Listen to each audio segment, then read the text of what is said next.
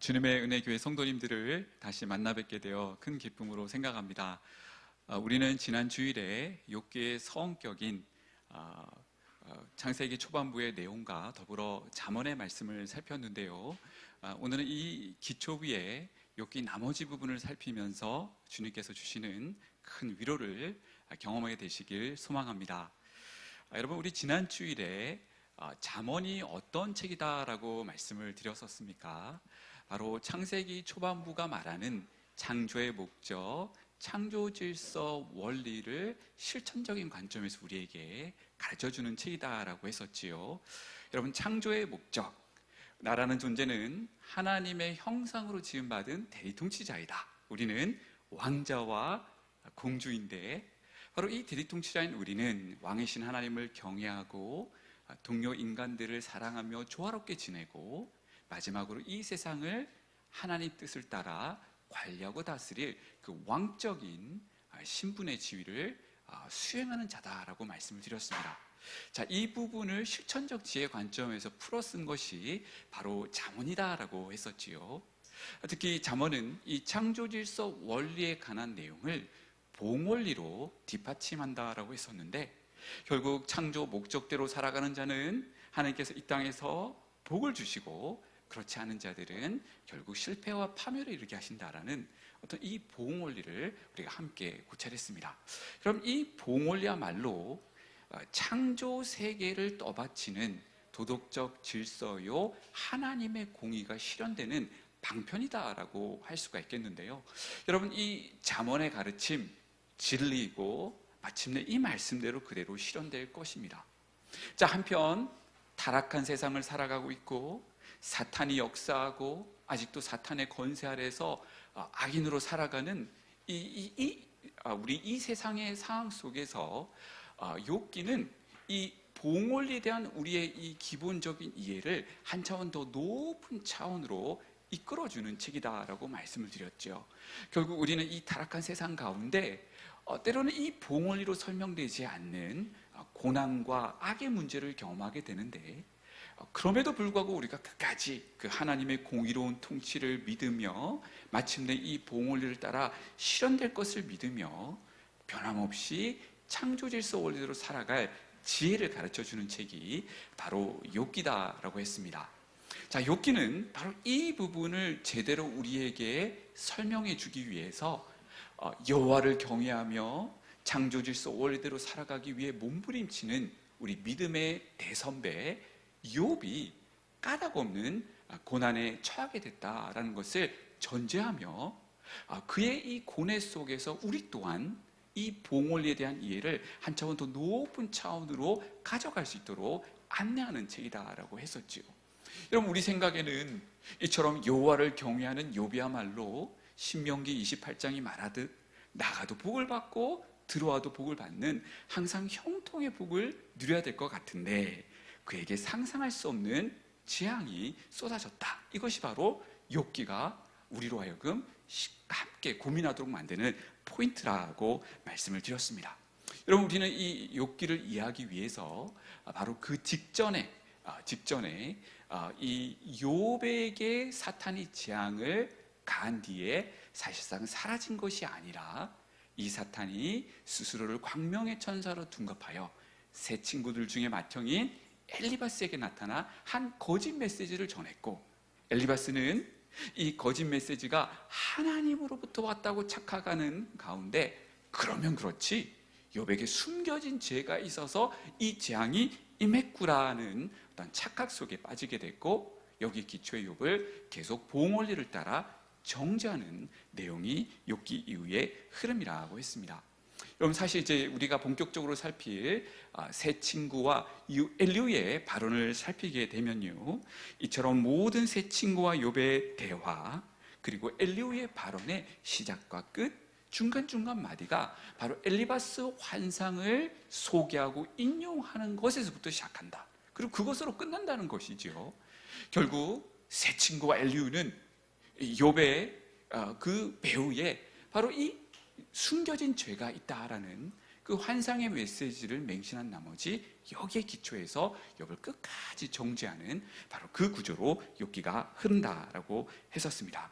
여러분, 이제 이런 차원에서 우리가 세 친구와 욥이 또 엘리후가 바라는 내용을 이제 구체적으로 살피겠습니다. 자, 이 모든 대화들이 들어있는 이 본론부, 그러니까 욥기 3장부터 42장 6절까지의 내용은 결국에는 이 핵심 질문, 하나님께서 창조 세계를 어떻게 통치하시느냐에 관한 문제를 놓고 세 친구와 욥이 난상 토론을 펼치는 내용이다라고 했는데요. 여러분, 이 욥기가 창세기 초반부에 뿌리를 두고 있다라고 했었잖아요. 결국에는 이 인류를 타락으로 이끌었던 사탄이 여기서 등장할 뿐만 아니라 결국 창조 세계를 하나님께서 어떻게 통치하시느냐에 관한 이 질문을 가지고 세 친구와 욥이 심각하게 토론을 했다라는 것입니다. 여러분, 이 욥과 세 친구가 기본적으로 바라봤던 이 하나님의 통치 원리는 바로 봉원리에 기초한 것이었습니다. 하나님은 공의로우신 분이신데 창조 목적대로 말씀에 순종하며 살아가는 자들에게는 당연히 하나님께서 복을 주시고, 그렇지 않은 자들은 형벌을 내리신다라는 이 단순한 봉원리 위에 하나님의 통치를 이해하고 있었다라는 것이지요. 이런 차원에서 세 친구의 경우에는 이 엘리바스 환상 덕분에 봉원리의 관점에서 욥의 고난을 숨겨진 죄의 문제로 몰아갈 수 있었던 것이죠. 다시 말해 우리 성도의 무고한 고난을 죄의 문제로 바로 봉원리의 관점에서 몰아갈 수 있었던 것이 엘리바스의 환상 덕분이었다는 것이에요.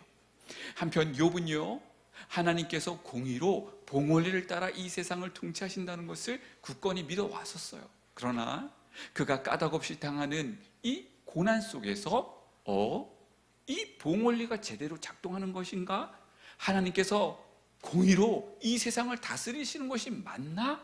라는 질문을 던지게 되었고, 이 신학적 딜레마를 가지고 하나님께 기도로 나가는 것이 이 욥의 발언이라고 했습니다.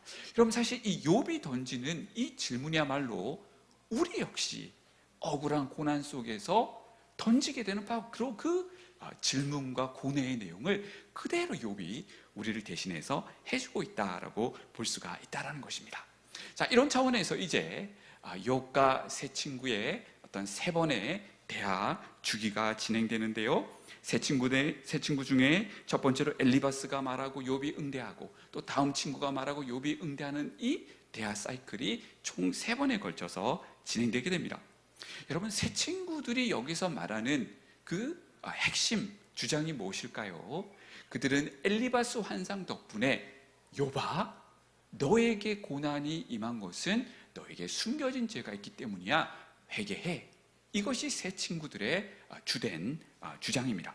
한편 욥은 자신이 억울하게 고난받는 것을 너무나 잘 알고 있었다라는 것이죠. 그래서 욥은 계속해서 친구들아, 나는 무고하게 고난받고 있고 이 봉원리로 설명되지 않는 이 고난 속에 있다는 것을 친구들에게 거듭 강조합니다. 여러분, 그런데요, 세 친구들은 욥의 말을 듣지 않습니다.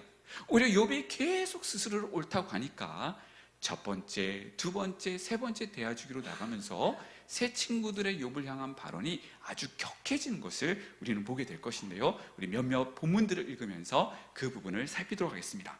자, 먼저 세 친구가 첫 번째 대화 주기에서 욥을 회개하도록 권면하는 내용인데요.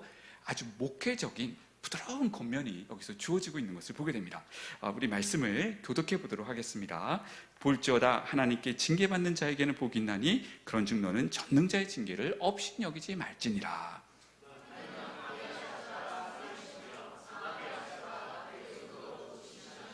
여섯 가지 환난에서 너를 구원하시며 일곱 가지 환난이라도 그 재앙이 내게 미치지 않게 하시며 빌다심이라. 또 청결하고 정직하면 반드시 너를 돌보시고 내 의로운 초소를 평안하게 하실 것이라. 내 시작은 미약하였으나 내 나중은 심히 장대하리라. 여러분, 어떤 느낌이세요? 아주 부드러운 겉면이지 않습니까? 자, 여러분, 이 겉면을, 회개의 겉면을 어떻게 해야 될까요? 특히 우리 8장 7절의 경우는 우리 성도님들이 개업을 하시면 우리가 말씀 그 성경 액자에 단골로 넣어서 선물하는 그 본문이기도 한데요. 여러분, 내 시작은 미약하였으나 내 나중은 심히 창대하리라는 본문의 의미가 뭘까요? 욥아, 너가 회개하면 하나님께서 너를 회복해 주실 거야 라는 말인 거죠. 다시 말해, 회개하라, 천국이 가까웠느니라 라는 그런 본문인 것입니다. 여러분, 이 회개하라는 메시지, 성경의 아주 중요한 메시지고 진리이지요. 자, 문제는 이 옳은 진리를 지금 욥에게 잘못 적용하고 있다는 것입니다. 여러분, 지금 욥이 숨겨진 죄 때문에 고난받고 있습니까? 신실했기 때문에 억울하게 고난받고 있습니까? 바로 후자라는 것이죠. 여러분, 이런 차원에서요, 지금 이 엘리바스와 빌닷이 너가 회개하면 하나님께서 회복시킬 거다라는 이 말은 우리가 잠언에서 쉽게 발견할 수 있는 봉원리적 가르침입니다.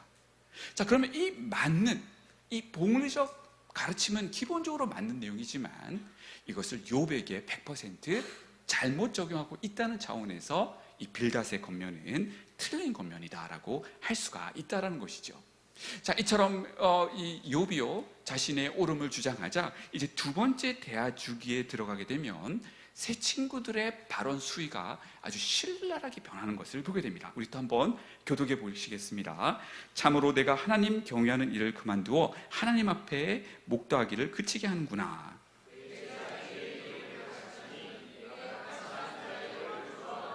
소발입니다. 그는 비록 악을 달게 여겨 혀 밑에 감추며 그의 음식이 창자 속에서 변하여 뱃속에서 독사의 쓸개가 되느니라.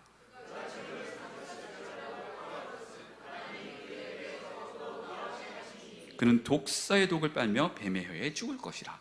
여러분, 이 엘리바스가요, 2인칭으로 욥에게 직접 회개를 권면하는 반면에 소발은 3인칭 화법을 통해 욥에게 간접적으로 회개를 촉구하고 있지요. 여러분, 2인칭으로 욥에게 말하나 3인칭으로 간접적으로 말하나 결국 누구에게 말하는 것이죠? 욥에게 말하는 것입니다. 여러분, 그런데 우리 소발의 반응을 보십시오. 굉장히 신랄하죠. 지금 욥을 회개하라고 촉구하면서요, 독사의 독과 같은 신랄한 표현을 통해 욥을 정죄하고 회개를 촉구하는 것을 보게 됩니다. 여러분, 이제 우리 다음 세 번째 라운드로 가게 되면, 대화 라운드로 가게 되면 거의 막장 드라마가 펼쳐지는데요. 자, 우리 엘리바스의 발언, 우리 시간 관계상 읽지는 않겠지만, 여러분, 여기서 보게 되면 욥이 짓지도 않은 죄의 목록을 나열해가며 욥을 정죄합니다. 자, 예를 들어서 22장 6절에 욥아, 내가 까닭없이 형제를 본무로 잡으며 헐벗은 자의 의복을 벗기며. 여러분, 욥은 이런 죄를 범하지 않았다라는 것이지요.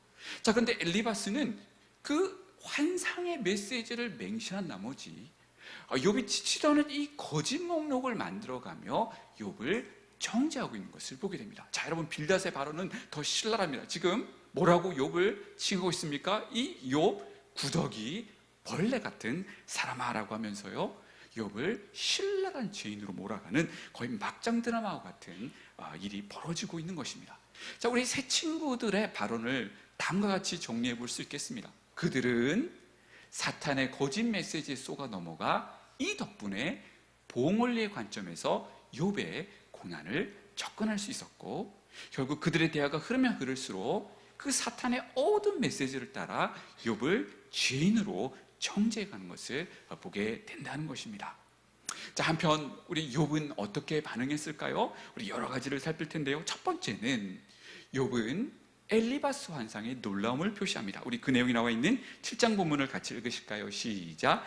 혹시 내가 말하기를 내 잠자리가 나를 위로하고 내 침상이 내 수심을 풀리라 할 때에 주께서 꿈으로 나를 놀라게 하시고 환상으로 나를 두렵게 하시나이다. 이 말이 뭘까요? 욥은 까닭없는 고난 속에서 자신의 자녀와 재산을 잃는 상황 속에서 하나님께서 자신을 위로해 주실 것이라 기대했는데, 오히려 엘리바스의 환상, 여기 꿈, 환상으로 표시된 그 엘리바스 환상을 통해 자신을 정죄하신다라며 그 충격과 놀라움을 여기서 탄식 가운데 표현하고 있는 것입니다. 다음으로 욥은 자신의 무고함을, 자신이 까닭없이 고난받음을 솔직하게 주장하고요. 세 번째로 그는 하나님 앞에서 탄식 가운데 기도를 쏟아놓습니다. 여러분, 이 욥의 가장 어두운 탄식의 내용 중에 하나인 이 욥기 16장부터 17장까지의 이 내용을 우리가 다음 구조로 볼 수가 있는데요. 이 교차대구법 구조라고도 하기도 하고 동시먼적 구조라고도 하는데, 자, 여러분 이 구조를 보시면 여기서 A에서 C 그리고 A-에서 C-까지는 욥의 탄식 기도의 내용이 들어 있습니다. 그런데 가장 중심인 D에서 그 하나님을 신뢰하며 하나님께 믿음의 고백을 쏟아내는 욥을 발견하게 된다는 것이죠. 여러분, 이 구조가 우리가 흔히 시편에서 발견하게 되는 시편의 탄식식 구조입니다. 억울하게 고난받는 다윗이 바로 이러한 내용과 구조로 하나님께 기도를 드리곤 했다라는 것이죠.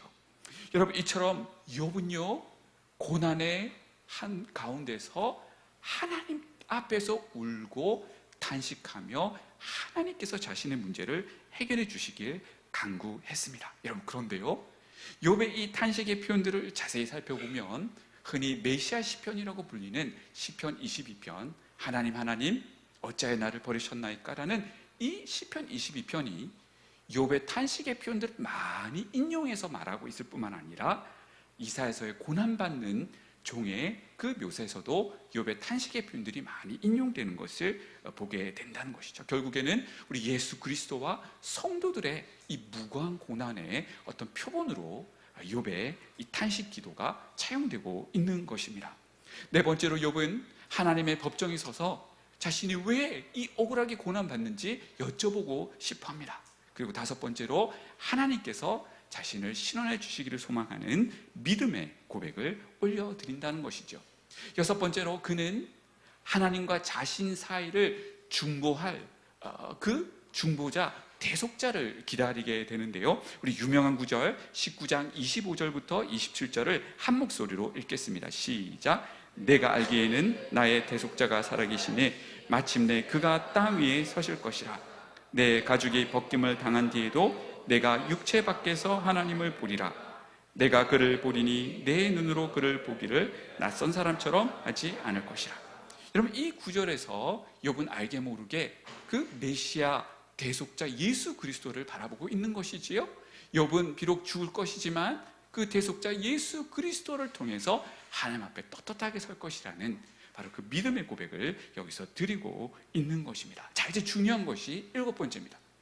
욥은 그의 발언 후반부에 가게 되면 자신의 문제를 뛰어넘어 주변에서 일어나고 있는 그 억울한 고난의 상황, 주변에서 일어나는 그 고난과 악의 문제를 바라보며 하나님의 그 공의로운 통치, 봉헌리에 대해 아주 본격적으로 질문을 하게 됩니다. 예를 들면 우리 욥기 앞부분에서는 욥이 계속해서 자신의 억울한 고난, 하나님, 제가 신실하게 말씀대로 살았는데 왜 저의 자녀와 재산을 다 앗아가셨지요? 하나님께서 공의로 다스리신 것이 맞습니까? 라고 질문했다면 21장, 24장에 가게 되면 욥이 주변을 바라보면서 주변에서 까닭없이 가난한 자와 고아와 가부들이 억울하게 고난당하고 오히려 악한 자들이 득세하고 그 악함이 처벌되지 않는 그 상을 바라보며 하나님, 정말 공의롭게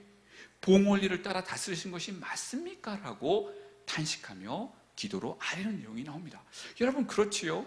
오늘날에도 우리가 세계 도처를 바라보게 되면 그 악한 권세자들 아래에서 탄식하며 신음하는 그 백성들이 참 많다라는 것이죠. 하나님이 살아계시고 그분이 공의로 다스리신다면, 정말 봉헌리가 실현될 것이라면 왜 하나님은 그 무고한 백성들이 악한 지도자 아래 고통받도록 그렇게 내버려 두시는 것일까요? 바로 이 질문을 욥이 던지고 있는 것입니다. 자, 이제 여덟 번째로 가게 되면 욥은 그의 발언 마지막에 이르러서 엘리바스 환상의 출처가 결코 하나님일 수가 없다라고 단언하게 됩니다. 여러분, 이 세 친구들의 발언의 마지막 주제로 등장한 빌닷이 25장에서 불과 5절의 발언을 하게 되는데, 그는 이 엘리바스 환상의 내용을 그대로 인용하면서 욥을 정죄합니다. 여러분, 어떤 의도일까요? 욥아, 너가 계속 스스로 옳다고 하는데 더 이상 무슨 증거가 필요해?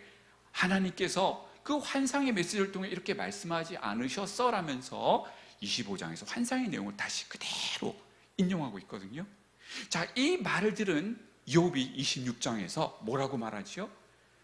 이 환상의 영적 주체, 다시 말해 그 숨결, 영적 주체는 결코 하나님일 수가 없다라는 결론에 이르게 됩니다. 왜? 자신을 정죄하기 때문이죠. 그러면서 27장에서 다음에 발언을 하게 되는데요, 우리 교독해 보도록 하겠습니다. 나의 정담을 물리치신 하나님, 나의 영혼을 괴롭게 하신 전능자의 사심을 두고 맹세하노니,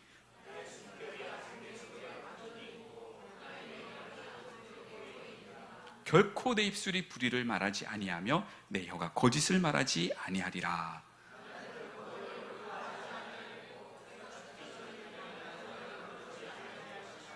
여러분, 지금 욥의 발언의 의미가 뭘까요? 새 친구들아, 너희가 근거하고 있는 엘리바스 환상의 영적 주체는 하나님일 수가 없다라는 거예요. 오히려 그 하나님의 숨결, 하나님의 영이 지금 스스로 억울하게 고난받고 있다라고 말하는 욥 자신과 함께하고 계시다는 거예요.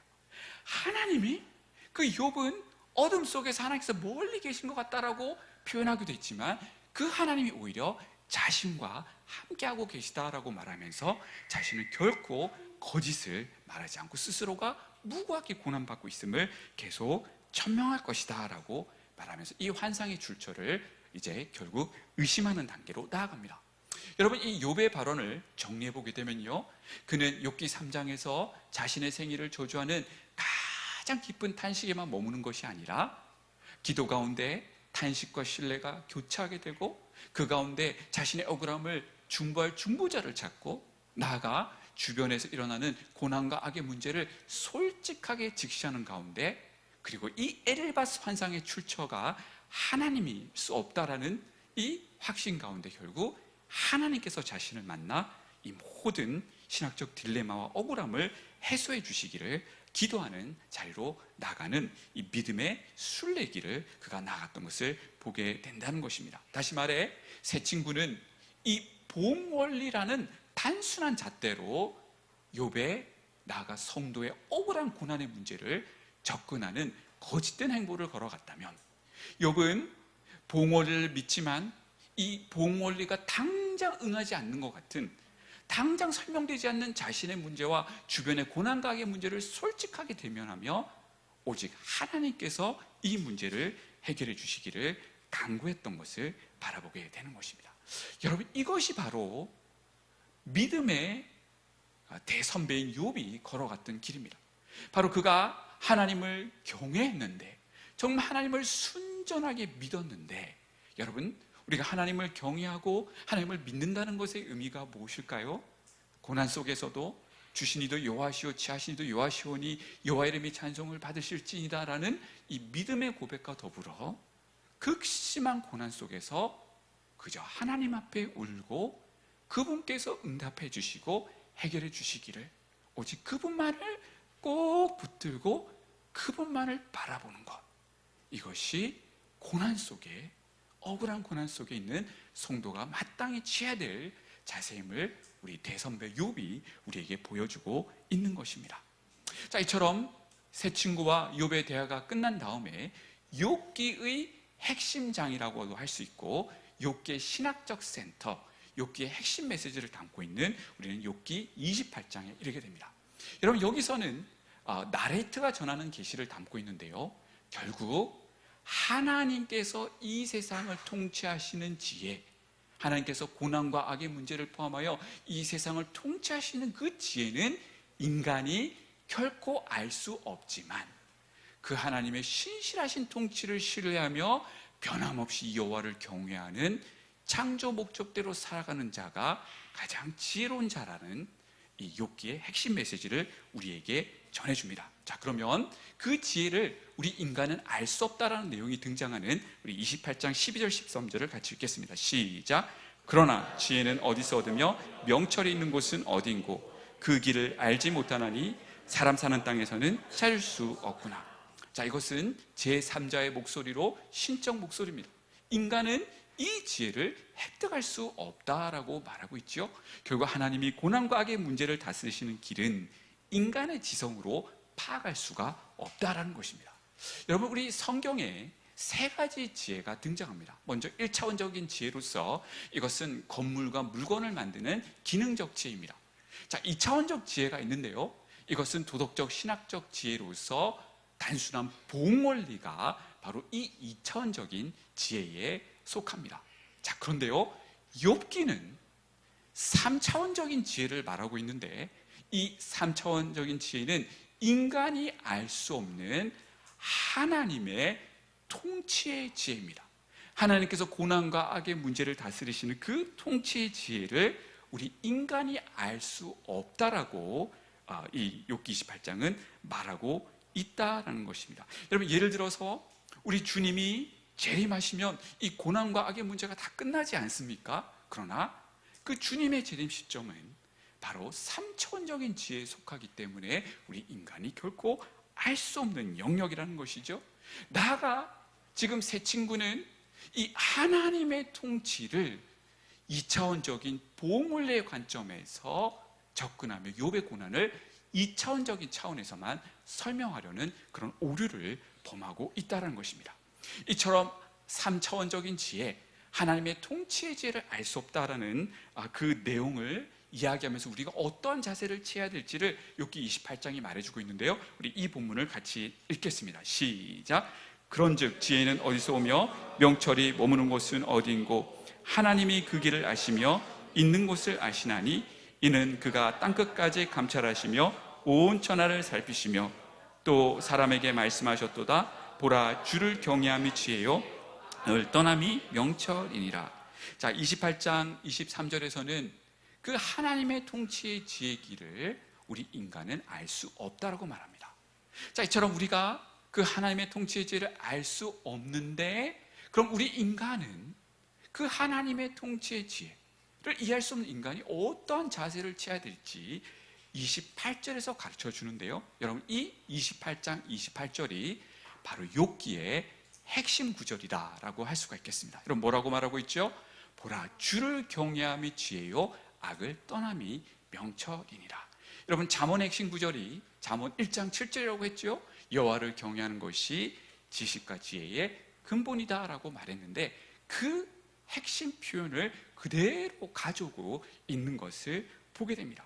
결국 28절이 말하는 것은 우리 인간은 얕은 지성으로 그 하나님의 통치의 지혜와 하나님의 이끄심을 다 이해할 수 없지만 결국 하나님께서 모든 것을 공의롭게 바로 잡으실 것을, 하나님의 때에 그렇게 하실 것을 믿으며 변함없이 여호와를 경외하며 창조 질서 원리대로 살아가는 것이 고난 속에 이해되지 않는 상황 속에 있는 성도들이 취할 수 있는 최고의 지혜다라고 말하고 있는 것입니다.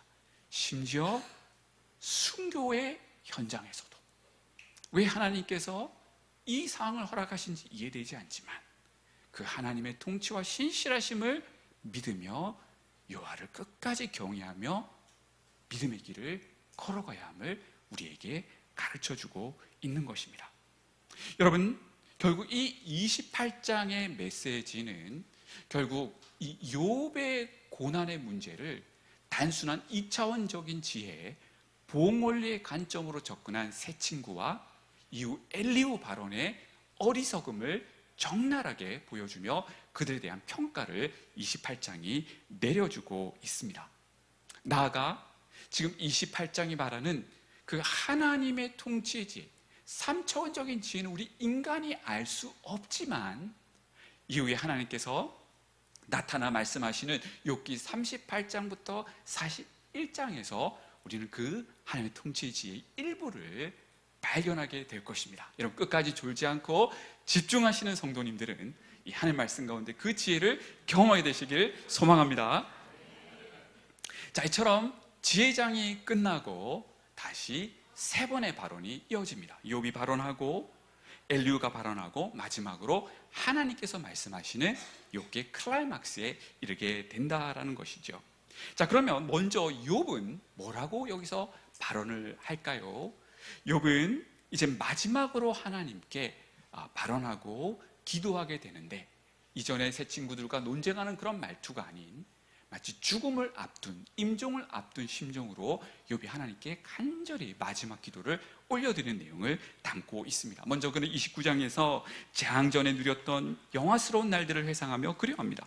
그리고 30장에서 고난 중에 현 상황을 단식합니다. 그리고 31장에 가게 되면 그가 정말 하나님 앞에서 바르게 살기 위해, 여호와 경외의 신앙으로 창조 목적대로 살기 위해 얼마나 몸부림쳤는지 14가지 목록을 나열해 가면서 하나님께서 자신을 기억해 주시고 긍휼히 여겨 주실 것을 강구합니다. 여러분, 우리 마음에는, 독자 입장에서는 욥의 이 마지막 강구를 들으신 우리 하나님께서 짜잔 나타나셔서, 욥아, 그동안 힘들었지, 내가 너의 기도에 응답해 주고 다 설명해 줄게 라는 어떤 그 하나님의 나타나심을 기대할 수 있겠는데, 그 하나님이 당장 나타나시는 것이 아니라 웬걸 한 젊은이 엘리후가 나타나서 다시 새 친구의 심정으로 욥을 정죄하고 회개를 촉구하는 그 고난이 계속 이어지는 것을 보게 됩니다. 성도님들, 우리의 상황도 그렇지 않습니까? 이만하면 고난이 끝날 것 같은데 그렇게 기도했고, 근데 왠지 그 고난의 터널이 계속 이어지는 경험을 우리도 종종 하는 것 같습니다. 여러분, 그래서 그럴까요? 이 엘리후가 또 등장해서 새 친구의 심정으로 또 욥을 정죄합니다. 엘리후는 마치 자기가 선지자라도 된 듯이 욥에게 회개하라, 천국에 가까워라, 왔느니라라는 그러한 투의 메시지를 전하고 있다는 것이죠. 여러분, 이 엘리후, 그가 누구인지 어디서 왔는지에 대한 언급이 없지만 분명한 것은 그가 엄청난 말을 쏟아놓는다는 것이죠. 웬만한 우리 신약의 서신서들보다 더 긴 내용으로 욥을 정죄하고 있는 것을 보게 되는데요. 여러분, 이 엘리후를 우리가 어떻게 평가해야 될까요? 제가 신학대학원에서 강의를 하면 이 엘리후 발언만 가지고 한 2시간에서 4시간 강의를 할 수가 있지만, 여러분, 여기서 핵심만 말씀드리면 엘리후에 대한 이 발언에 대한 평가는 결국 새 친구들 주장과 크게 다르지 않다라는 것입니다. 그 역시 엘리바스의 환상을 먼저 앞에 세우고 거기에 기초해서 봉원리의 관점에서 욥을 정죄하고 회개를 촉구했다는 차원에서 새 친구의 어리석음을 그대로 답습하는 길을 걸어갔던 것을 보게 됩니다. 여러분, 그래서 그럴까요? 자, 우리 하나님께서 폭풍 가운데 나타나셔서 우리 38장 1절 특히 2절에서 이렇게 말씀하시죠. 그때 여호와께서 폭풍 가운데서 욥에게 응답하여 이르시되 무지한 말로 생각을 어둡게 하는 자가 누구냐. 여러분, 이것은 누구를 책망하신 내용일까요? 학자들의 견해가 나누긴 하지만 저는 여러 가지 문맥적 정황에서 바로 앞서 발언한, 그리고 새 친구의 어리석음을 그대로 답습한 엘리후를 책망하시는 내용으로 볼 수 있을 것 같습니다. 여러분, 만약에 욥기가요 엘리후 발언으로 끝나게 된다면 여러분, 욥기만큼 어두운 책이 없겠지요. 우리 또한, 또 욥 또한 그 고난의 문제에 대한 하나님의 응답을 듣고 싶어 하는데 우리는 어떠한 해답도 얻지 못한 채 암울하게 우리도 그냥 머물러 있을 수밖에 없을 것 같습니다. 여러분, 그런데요, 우리 하나님 욥의 고난을 누구보다 마음 아파하셨고 또 욥의 탄식 기도를 세밀히 듣고 계셨습니다.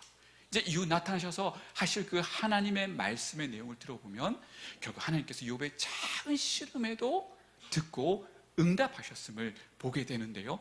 여러분, 이 38장 1절에서 우리 한글 성경에서는 그때 여호와께서 폭풍 가운데 욥에게 말씀하여 이르시되라고 되어 있지만 이것을 원문 그대로 번역하면 응답하여 이르시되로 보는 것이 더 맞습니다. 여러분, 무슨 말입니까?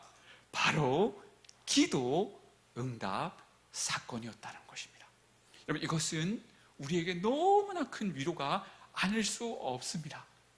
우리 성도님들께서 고난 가운데, 억울한 가운데 우리 주님의 은혜교회 본당에 나와 울며 기도하는 그 모든 모습을 우리 주님께서는 다 보고 계셨고 누구보다 마음 아파하셨으며 결국 응답하실 거라는 그 확신을 여기서 우리는 알게 된다는 것입니다. 여러분, 이제 우리가 결혼부에서 살피겠지만 우리 주님은 우리의 고통의 문제를 누구보다 아파하시기 때문에 그분은 결국 이 문제를 십자가에서 죽으심으로 해결하십니다.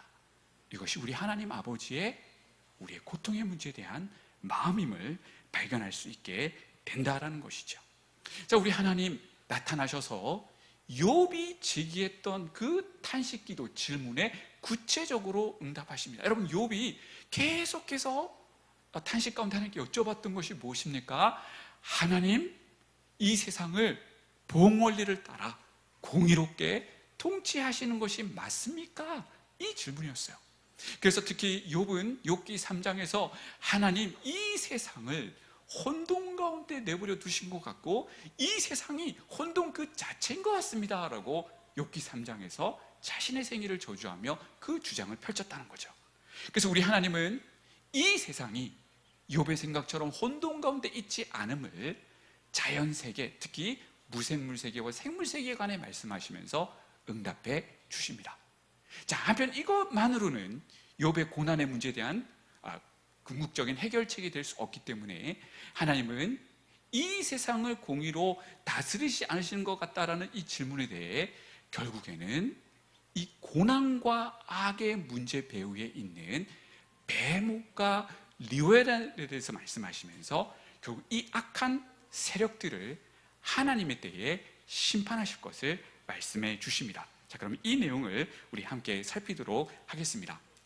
먼저 자연세계가 혼돈 속에 있다는 욥의 주장에 대해 하나님은 그렇지 않음을 생물세계와 무생물세계를 통해 말씀해 주십니다. 자, 먼저 우리 무생물세계를 살펴보겠습니다. 먼저 하나님께서 창조시 이미 안정되게 고정시켜 놓으신 것들이 있다고 말씀하십니다.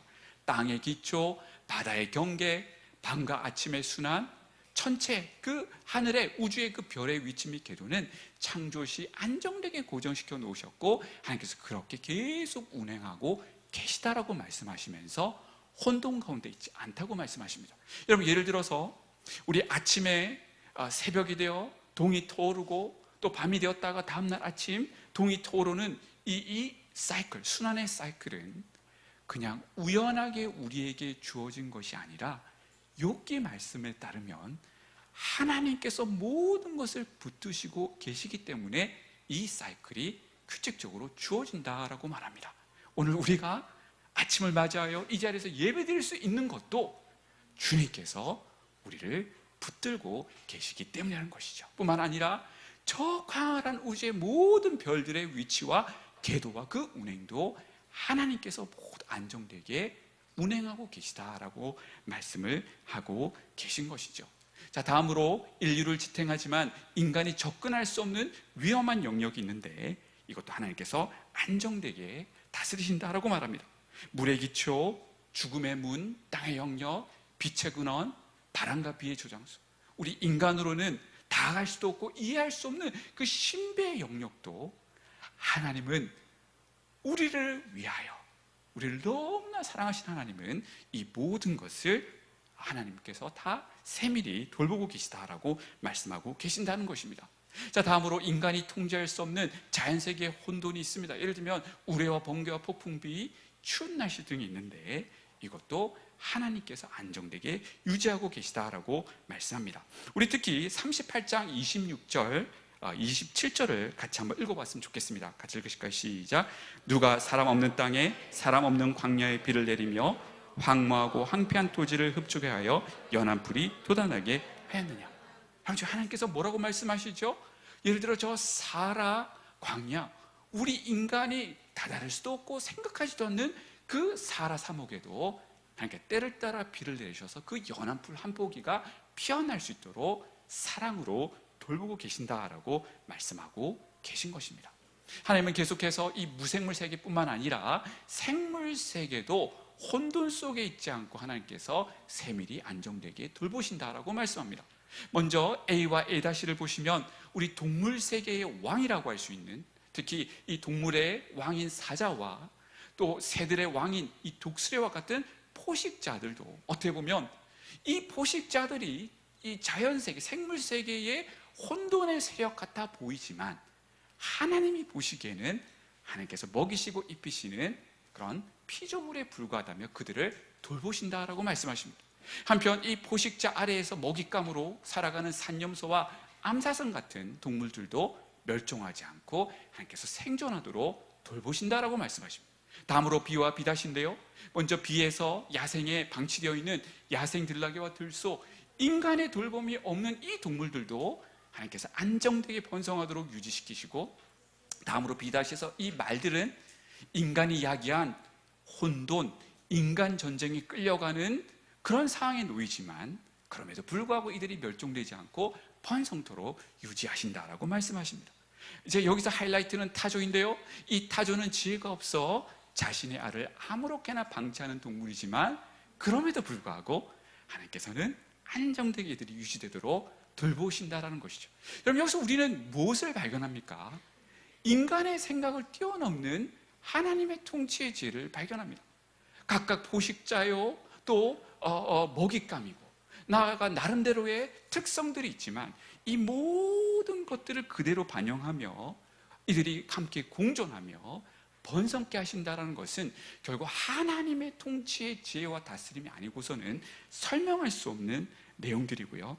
결국 여기서 우리는 창조 세계가 혼돈 가운데 있다라는 욥의 주장이 틀림을 우리 하나님 말씀을 통해 발견하게 된다는 것입니다. 여러분, 그런데요, 지금까지의 이 말씀, 자연세계에 대한 이 하나님의 말씀만으로는 욥이 경험하고 있는 고난과 악의 문제에 대한 궁극적인 해답은 될 수가 없습니다. 여러분, 그래서 그럴까요?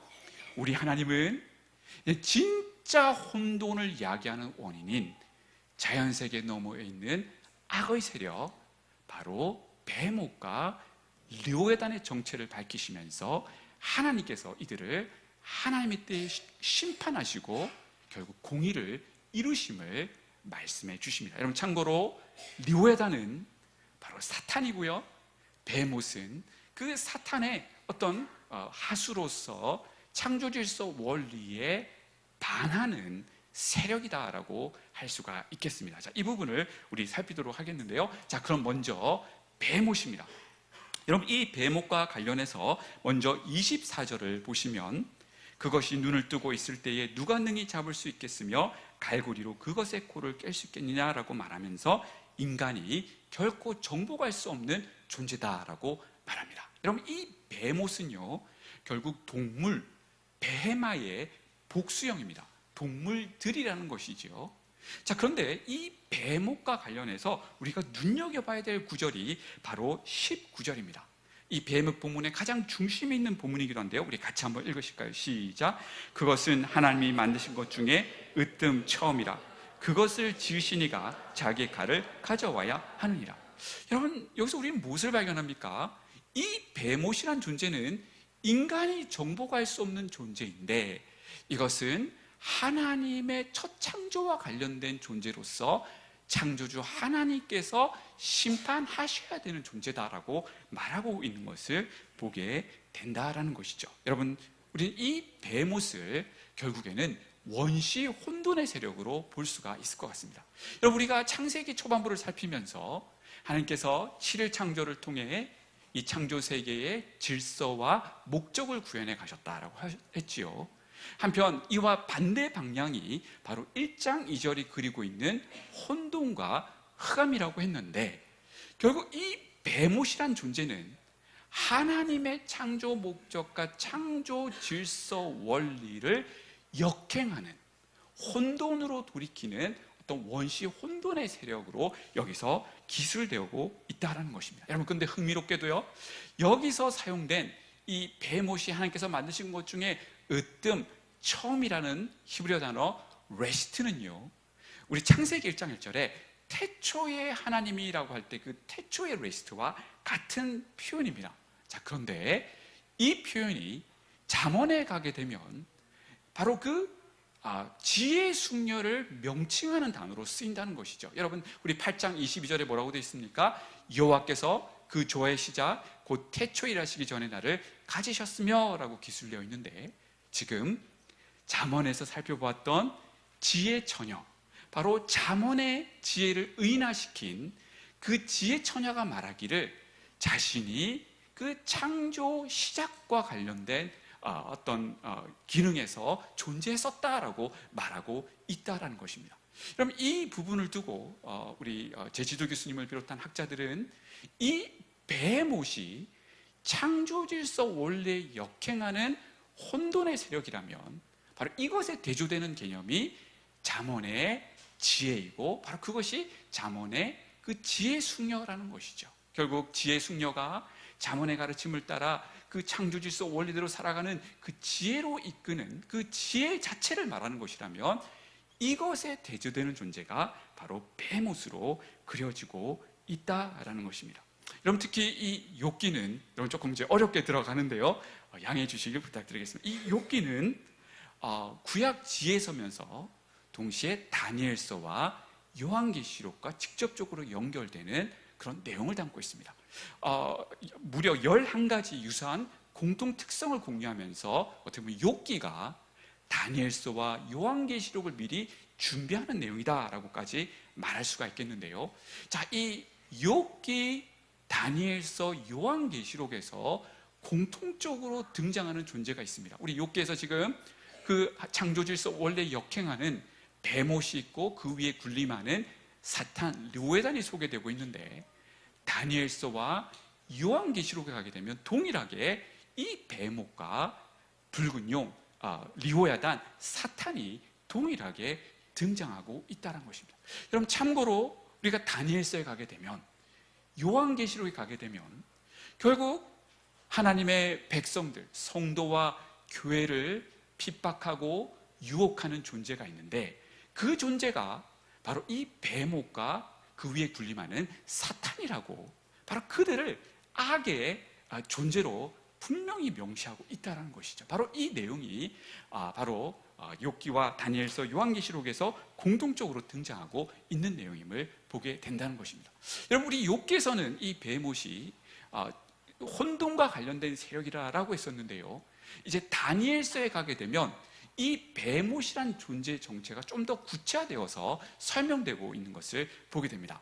여러분, 다니엘서를 보시면 다니엘서 2장과 7장이 아주 중요한 내용을 담고 있습니다. 먼저 2장에서 느부갓네살이 본 그 신성 환상에서 우리 네 나라가 예언되고 있지 않습니까? 머리로 된 순금은 바벨론, 가슴과 두 팔이 은으로 되는데 이것은 페르시아 왕국, 그리고 배와 너쪽 다리는 노수로 되어 있는 이 나라는 바로 그리스이고, 마지막으로 이 발과 이 종아리 부분은 로마를 각각 상징하는데, 이런 바벨론 시대와 이 페르시아 초기 시대를 살아갔던 이 다니엘이 그 하나님의 이 환상을 통해서 결국 앞으로 바벨론 이후에 일어날 네 나라들에 대한 환상을 여기서 보게 된다는 것이죠. 자, 그런데 이 신상 환상과 바로 똑같이 연결되어 있는 것이 다니엘서 7장에 등장하는 네 짐승 환상입니다.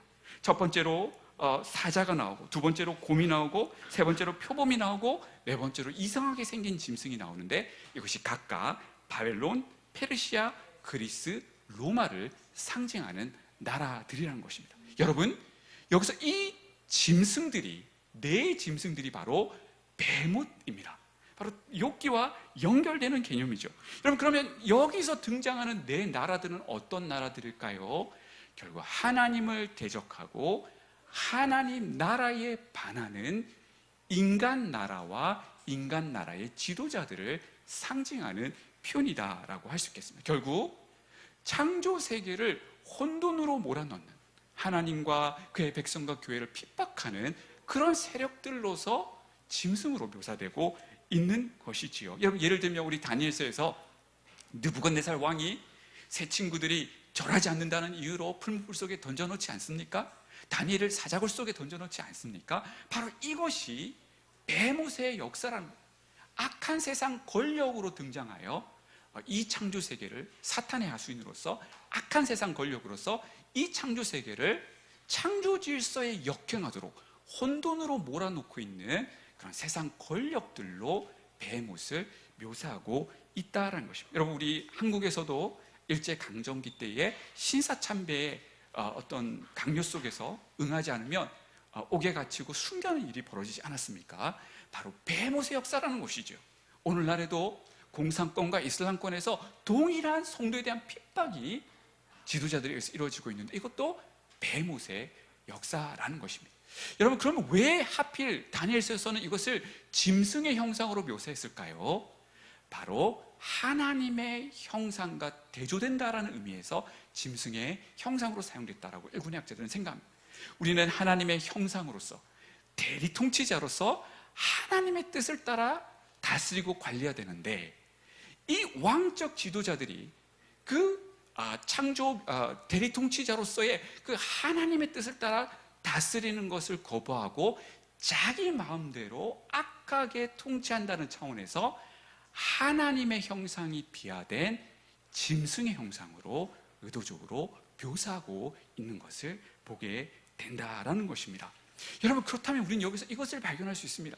결국 베모시란 이 존재는 하나님의 창조 질서 원리를 오히려 혼돈으로 몰아가는, 결국 불순종의 세력들이요, 여기서는 우리 불순종하는 악인들과 특히 악한 세상 권력자들이 이 카테고리에 들어간다라고 할 수 있고, 이들이 바로 고난과 악의 문제에 배후에 있다라고 말하고 있는 것입니다. 여러분, 그렇지요? 왜 우리에게 많은 경우 고난이 발생합니까? 결국 하나님의 통치를 따르지 않는 악인들, 그리고 악한 세상 나라와 지도자들 때문에 이 고통의 문제가 들이닥친다는 것이죠. 자, 한편 욥기는 나아가 이 베못 위에 군림하는 왕인 리오야단, 사탄을 소개합니다. 여러분, 이 리오야단이 사탄임을 분명히 알 수 있는 것이 바로 요한계시록 말씀 때문인데요. 자, 우리 요한계시록 12장 9절을 같이 한번 읽겠습니다. 시작. 큰 용이 내쫓기니 옛뱀 곧 마귀라고도 하고 사탄이라고 하며 온 천하를 깨는 자라. 여러분, 이 용 헬라어로는 드라콘이고요, 이게 히브리어로 리오야단인데요, 결국 분명히 사탄으로 명시하고 있습니다. 결국 하나님의 창조 질서에 역행하는 혼돈의 세력들, 그것이 악인이든 악한 세상 지도자든 그 나라든 그 위에 군림하는 존재가 누구라고요? 바로 사탄이라고 명시하고 있는 것이죠. 여러분, 이 리오야단이라는 존재는 이 고대 근동과 이스라엘 백성들의 인식 속에서는 바로 용입니다. 용, 드라곤의 이미지라는 것이죠. 그러나 이 용이 한편으로는 악을 상징하고 사탄을 상징하는 의미로 그들은 받아들였다는 것입니다. 이런 의미에서 욥기에서 이 리오야단을 묘사할 때에 용의 이미지로 묘사합니다. 인간 무기로 정복 불가한 존재고 코 눈에서 빛이 나고 입에서 불이 나온다라는 것이죠. 전형적인 용의 이미지입니다. 한편 그가 무장되고요, 나아가 말을 하고 교만한 자들의 왕이다라고 묘사하는데, 여러분, 우리 용은 말을 하지 않지요. 교만한 자들의 왕일 수가 없죠. 그래서 이런 의미에서 이 용, 리오야단의 이미지가 궁극적으로는 사탄에게 적응이 되어 결국 이 용, 리오야단은 교만한 자들, 하나님의 창조 목적을 따르지 아니하고 불순종하고 세상을 혼돈으로 이끄는 그 세력들 위에 군림하는 바로 왕이 리오야단이라고 하나님께서 말씀하고 계신 것입니다. 자, 그런데요, 하나님께서 이 리오야단에 대해서 말씀하시면서 한 가지 놀라운 선포를 하시는 것을 보게 됩니다. 자, 그 내용이 욥기 41장 8절에서 12절까지 나와 있는데요, 여러분, 이 본문은 우리 구약학자들 사이에서 어렵기로 악명 높은 본문입니다. 히브리어가 굉장히 어렵습니다. 우리 한글 성경을 읽어도 이게 도대체 무슨 말인지 여러분 이해가 잘 되지 않으실 것입니다.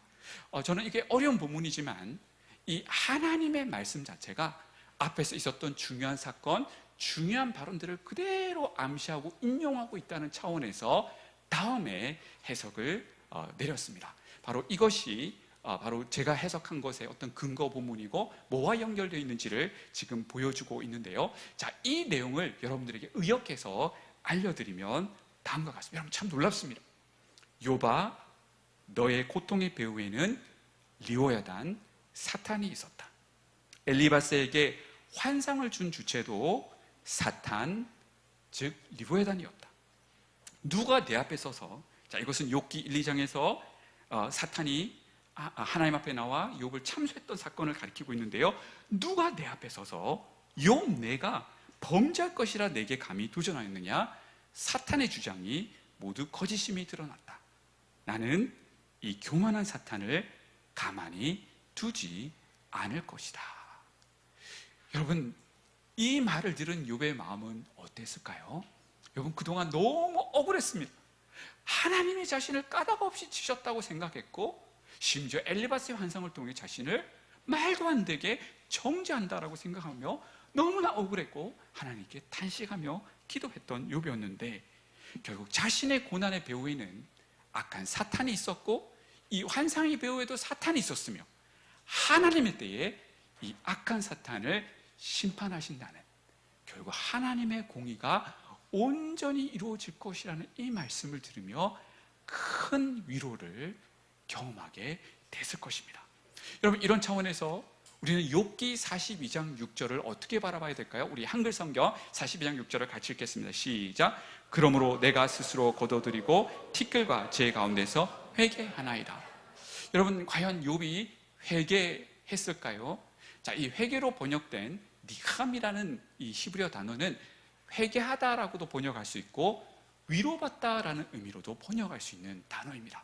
물론 우리가 회개했다라고 번역할 수도 있지만, 그래서 많은 우리 한글 영어 성경 번역본들은 그렇게 번역하고 있지만, 저는 이 욥기 전체 문맥 속에서 이 표현을 회개로 번역하기보다는 위로받습니다라고 번역하는 것이 더 옳은 번역인 것 같습니다. 여러분, 그러면 지금 욥이 여기서 무슨 말을 하고 있을까요? 자, 이를 위해서는 우리가 티끌과 재라는 표현을 한번 눈여겨볼 필요가 있을 것 같습니다. 여러분, 이 티끌과 재라는 표현을 욥은 하나님을 만나기 직전 그리고 하나님을 만난 직후에 이 표현을 단 2번 사용하게 되는데요. 자, 먼저 욥기 30장 19절에서는 하나님께서 자신의 건강과 재산과 자녀를 다 앗아가셨다는 의미에서 자신을 이처럼 티끌과 재 같게 만드셨다라고 표현합니다. 자, 그런데 이제 하나님을 만난 이후에 욥은 비록 자신이 처참한 자녀와 재산을 잃은 이 처참한 상황 가운데 있지만, 결국 하나님께서 나의 억울함을 아시고 하나님께서 그 악한 사탄을 하나님의 때에 심판하시며 공의를 이루신다는 사실을 듣고는 나의 이 처참한 상황 가운데 비로소 위로를 받습니다라고 고백하는 믿음의 고백일 가능성이 더 큰 것 같습니다. 여러분, 그렇다면 이것을 이렇게 볼 수 있는 더 추가적인 증거가 뭐가 있을까요? 사실상 욥기 전체에서 이 니함, 위로 또는 회개로 번역될 수 있는 이 니함이라는 단어가 서론부부터 결론부까지 전체를 이 단어가 관통하는 것을 보게 됩니다. 서론부와 본론부와 결론부에서 욥은 그토록 이 고난 가운데 위로받기를 간구합니다. 여러분 보세요. 모든 10번의 용례 가운데 우리 42장 6절을 제외한 모든 용례에서는 위로로 번역됐습니까? 회개로 번역됐습니까? 위로로 번역됐다는 거예요. 자, 그러면 그가 그토록 하나님의 위로를 구했는데 하나님을 만났습니다. 그러면 그가 위로받았다고 보는 것이 맞을까요? 문맥적으로 회개했다고 보는 것이 맞을까요? 그렇습니다. 위로받았다고 보는 것이 더 맞는 것 같습니다. 여러분, 결국 이 욥기는 하나님께서 욥뿐만 아니라 우리 성도들을 위로하시기 위해 주신 책입니다. 우리 하나님의 백성들이 죄와 무관하게 까닭없이 당하는 이 고난의 문제에 그 힘든 상황과 아픔을 잘 아시는 우리 하나님께서는 무려 42장이나 되는 이 욥기를 통해서 우리가 욥의 그 고뇌와 탄식의 표현들을 함께 공감하며 함께 울며 결국 하나님의 위로를 경험할 수 있도록 이 책을 우리에게 주셨다라고 볼 수가 있을 것 같습니다. 한편 우리는 이렇게 생각할 수 있을 것 같습니다. 왜 하나님이 악과 고난의 문제의 장본인인 사탄을 단 한 번에 심판하지 않으셨을까 말입니다. 하나님 말씀 한마디면 사탄은 영원한 심판에 이를 수 있지 않습니까? 욥보다 먼 후대를 살고 있는 우리들은 계시 발전에 따라 하나님께서 악과 고통의 문제를 어떻게 다루셨는지 보다 명확히 알고 있습니다. 다름이 아니라 근본 하나님의 본체이신 주님께서 2000년 전 성육신하셔서 몸소 십자가에 달려 돌아가셨습니다. 그 누구보다도 우리의 고난의 문제를, 우리의 슬픔을 마음 아파하셨기 때문에 주님은 십자가에서 살 찢기시고 피 흘리셨습니다. 그리고 그 가운데 뱀의 머리를, 사탄의 권세를 깨뜨리셨습니다. 보험원리의 관점에서 보면 우리 주님이야말로 완벽한 의인이시요 거룩한 분이십니다. 그런 주님께서 가장 말도 안 되는, 가장 처참하고 억울한 십자가 죽음을 통해 고난과 악의 문제를 몸소 해결하셨습니다. 우리를 너무나 사랑하시기 때문에, 그리고 지금도 우리와 성령으로 함께 하시고 위로하실 뿐만 아니라 앞으로 도래할 새하늘과 새 땅에서 주님은 우리의 눈에서 모든 눈물을 닦아주실 것입니다. 특히 고난의 문제에 대한 주님의 해결책이 바로 십자가 죽으심이었다는 사실은 우리가 이해되지 않는 상황에서도, 억울한 상황 속에서도 끝까지 하나님을 신뢰하며 그분의 인도하심을 믿고 나아갈 수 있는 결정적 근거가 됩니다. 그분은 사탄과 인류의 타락이 야기한 고난의 문제를 누구보다 마음 아파하시며 몸소 십자가에서 이 문제를 해결하셨습니다. 무엇보다 이를 통해 하나님을 모르고 지금도 어둠 속에서 사탄의 권세 아래서 방황하는 내 가족, 내 친구, 내 지인, 열국의 백성들이 그 십자가의 사랑의 마음이 녹아 하나님께로 나와 믿고 변화되는 구원의 길을, 나아가 창조 목적대로 살아갈 수 있는 길을 여셨습니다. 우리는 욥기 28장의 가르침처럼 주님이 언제 다시 오셔서 사탄을 영원히 심판하실지 그때를 알 수 없습니다. 한 가지 분명한 것은 베드로서 3장 9절은 다음과 같이 증언하고 있다는 것인데요, 우리 한 목소리로 같이 읽겠습니다. 시작. 주의 약속은 어떤 이들이 더디다고 생각하는 것 같이 더딘 것이 아니라 오직 주께서는 너희를 대하여 오래 참으사 아무도 멸망하지 아니하고 다 회개하기에 이르기를 원하시느니라. 한 영혼도 멸망치 않고 구원받기 원하시는 주님, 특히 기복주의 신앙을 뛰어넘어 주님의 참 제자로 주님의 뒤를 따라 그리스도의 남은 고난을 자처하시며 주님의 은혜 교회의 직분자로, 주일학교 교사로 영혼을 섬기고 교회를 세워가시는 여기 계신 성도님들의 자발적인 헌신과 자발적인 고난에 기뻐하시며 기대하시며 지금까지 우리 주님은 마지막 심판을 유보하고 인내하고 계신 것입니다. 그러나 분명한 것은 그 구원과 회개의 시간이 무한정 주어지지는 않는다는 것입니다. 언젠가는 다시 오셔서 사탄을 영원한 형벌에 이르게 하실 것이며 우리 눈에서 모든 눈물을 씻어 주실 것입니다.